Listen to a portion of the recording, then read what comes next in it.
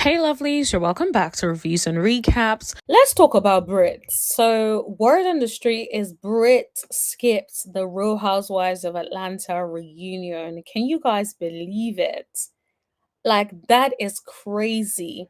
I feel like this is probably the first time a newbie, a full-time housewife, decided to skip the reunion. Why do you guys think she skipped the reunion? Let me know what you guys think in the chat. But she decided that she was not going to come. She did not want no parts of the reunion. And I'm just thinking, like, if she had come to the reunion, who would she have had beef with? I suspect there would have been something between her and Kelly. Definitely. Her and Kelly would have gone back and forth. There would have been conversations about the Kenya, more of it all. It turns out it feels like Porsha and Brit do get into it a little bit towards the new episode whilst they're on holiday or something. So it looks like there must have been some serious back and forth that went on. Or do you think that Brit is running from all of the different allegations that have come up recently about her? Let me know what you guys think. Because I do think that it is a bit odd that, like, this is your first season. I feel like in this season, Brit was talked about a lot by a lot of people, especially with the whole Kenya Moore thing that happened. So it's like, how is it that after everything, with everything that happened, after everything, how is it that she still decided not to show up? It's like, girl, this was your opportunity to show up, to show out, let people really see who you are, let people see you clap back, let people see you take the heat and defend yourself. Because most times on these housewives shows, the first season for most housewives is not really the season that people love you. Most times people don't like you, they can't stand you. And then after seeing you a few times, after getting to know you a little bit more, then people warm up to you. But it feels like Brit didn't even give people the opportunity to warm up to her because she decided not to show up. It's so sad because they didn't bring Kenya this season, right? They didn't bring her to the reunion. They invited Brit, and only for Brit to then not show. It's like, girl, they could, if they had known that Brit wasn't going to show, maybe they could have decided to invite Kenya. But instead, that didn't happen. So now Brit didn't show up. So that's a huge part of the storyline because, granted, she didn't exactly do anything to like push the storyline forward, but then there was the whole Kenya Moore and Brit situation. They could have talked about it. There was also Brit's event that was a disaster. That could have been something that could have been talked about. There was also Brit versus Kelly. That could have also been something that could have been talked about. So there were different things that could have genuinely been a subject of conversation at the reunion.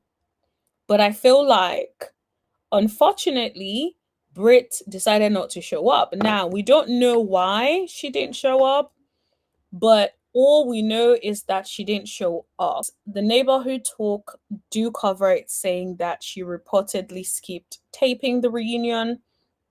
I don't know why a newbie would choose the first reunion to be the one that she doesn't turn up to. Eady skips the reunion. Brit reportedly skips taping while Kenya was disinvited. And it's just like, how do you lot disinvite Kenya? Like, first of all, how do you disinvite her? And then the person you were keeping chose not to come. It's like, it's such a disappointment if you think about it. So that means we're probably not going to get a 3-part reunion. Not that we wanted a 3-part reunion to begin with, because in all fairness, what would they have given us at the so-called 3-part reunion? To me, I feel like this season has been a little bit shaky. It has not been very entertaining, so I would not have wanted a 3-part reunion. But even if they wanted to drag it to 3 parts, how would they even drag it if Brit, who has a lot of things to talk about with the girlies, is not going to be on the at the reunion? And I wonder, is it something to do with the allegations about her so-called license? Is this why she's not showing up? Is this something that is completely different? Is this just like, I just don't get it? So it says, let me just read a few comments. Someone said Brit skips her first reunion, recast immediately. Exactly. That is the vibe it gives, because like your first reunion is your opportunity to show up and show out, is your opportunity to clap back, is your opportunity to show people why you're here and let people see why Bravo believed in you, because they must have seen something. So it's your opportunity to really show them that like they made the right decision. Please hit that like button as you guys come in. So it's just like, yeah, for me, I just don't understand why your first reunion, your first opportunity to show people why you are there, you chose not to show up. It's, I don't want to assume, but if she was really running, then that's a bit of a cowardly move, because it's like, yes, I understand all of the girlies are not really seeing it for you. I know she ain't cool with Angela like that. She's not cool with Brit, with Kelly anymore. Her and Drew aren't cool like that. Um, the only person I think she was cool with is Porsha. And so if you think about that, then that means like maybe she's thinking like, I'm gonna be on an island by myself. But then that's what housewives do. You will be on an island by yourself, but you go and ride that island. You go ride that boat. You go and make sure you don't sink. Like that's what Real Housewives do. And so it's like your first opportunity to show us that energy, to show us that the money wasn't wasted in casting you, that you deserve the spot, especially because people are expecting more from you, because they feel like your presence, your actions led to the demise of, or led to Kenya getting fired, the demise of Kenya from the show. So, of course, people are not going to take a liking to you because of that, at least for a while.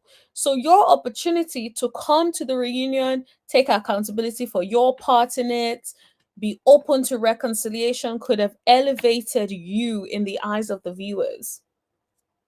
And the sad part of it is you're unlikely to get a second season based on you deciding not to show up at the reunion.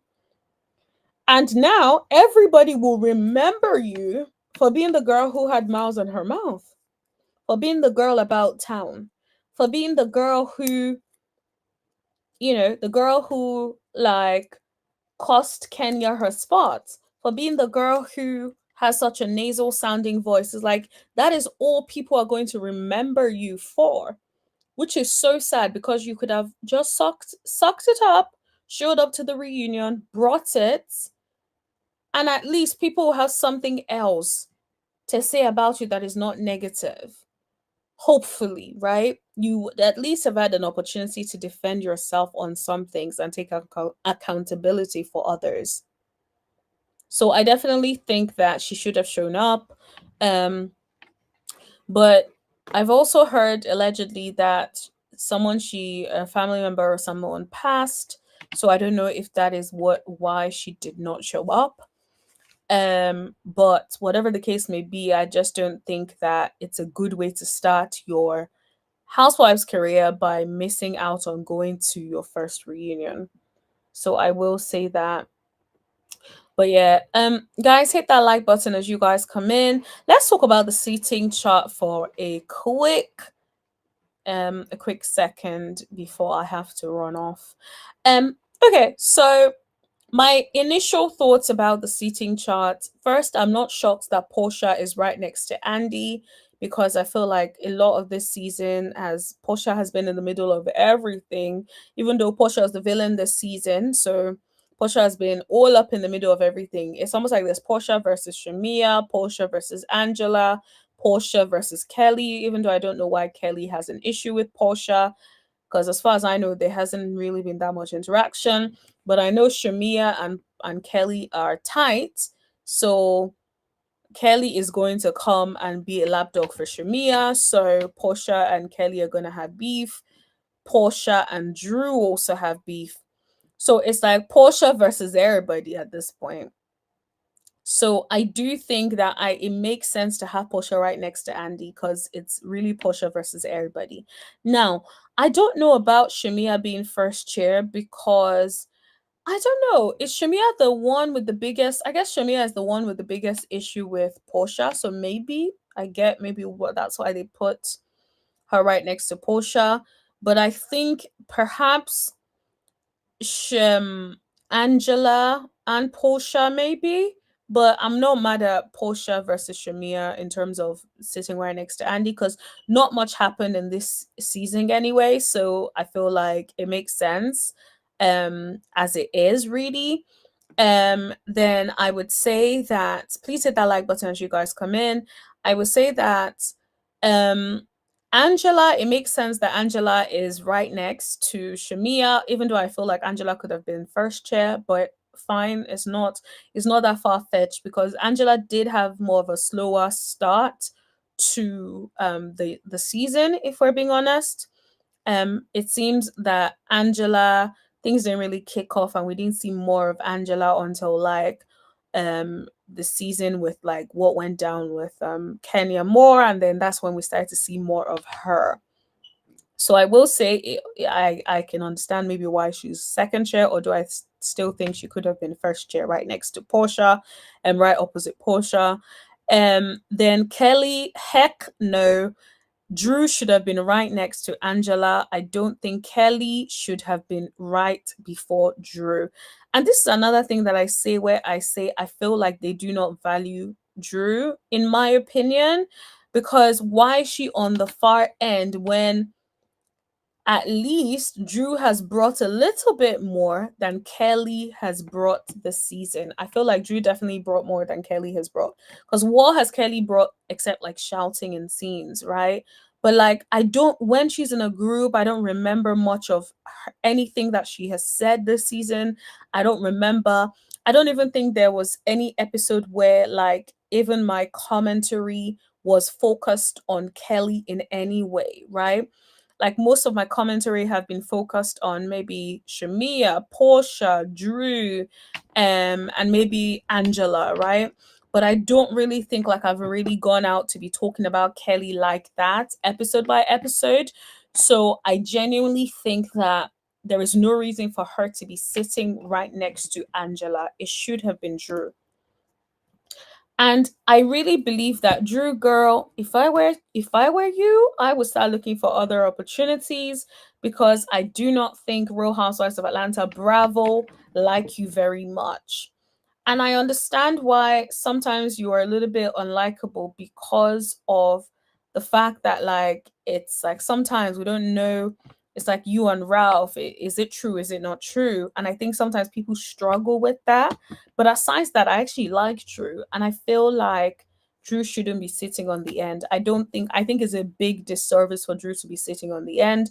They could have had Drew sit opposite sort of Shamia.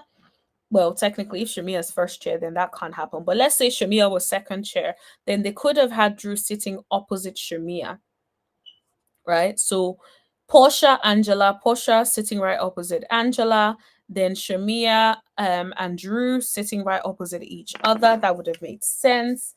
And then Phaedra Parks could have been sitting right after, and then Kelly right after. Because I just think I don't really remember anything that Kelly has really brought that was so interesting to me. I'll be honest. If you guys disagree, please let me know in the comment section or the live chat rather. I personally don't see Kelly as she brought anything entertaining. There wasn't even a confessional, which is very sad, right? Because confessionals, you expect to see a more lighthearted moment. The people that got me cracking up in the confessionals would be Porsha got me cracking up some confessionals. Shamia got me cracking up in some confessionals. I can't even say the word confessionals. Angela got me cracking up in some confessionals. Just those three. The rest, oh, Phaedra when she came, but bear in mind that Phaedra only came until at the tail end, right? But for the most part, the people that have really gotten me cracking up is Porsha on a regular Angela, and then Shamia every now and then, right? So I just don't think Kelly being right next to Angela before Drew makes a lick of sense. It really doesn't.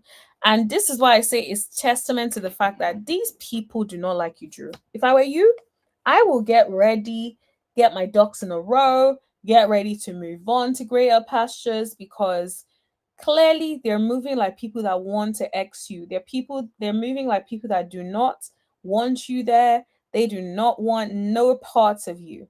They are just tolerating you because they do not have anyone yet to replace you. This is just my opinion.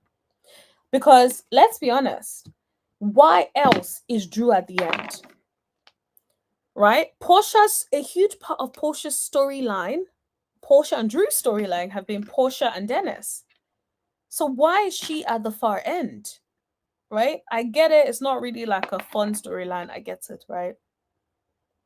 But why is she at the end? I guess also because maybe perhaps the only other thing that we remember from Drew this season is the music.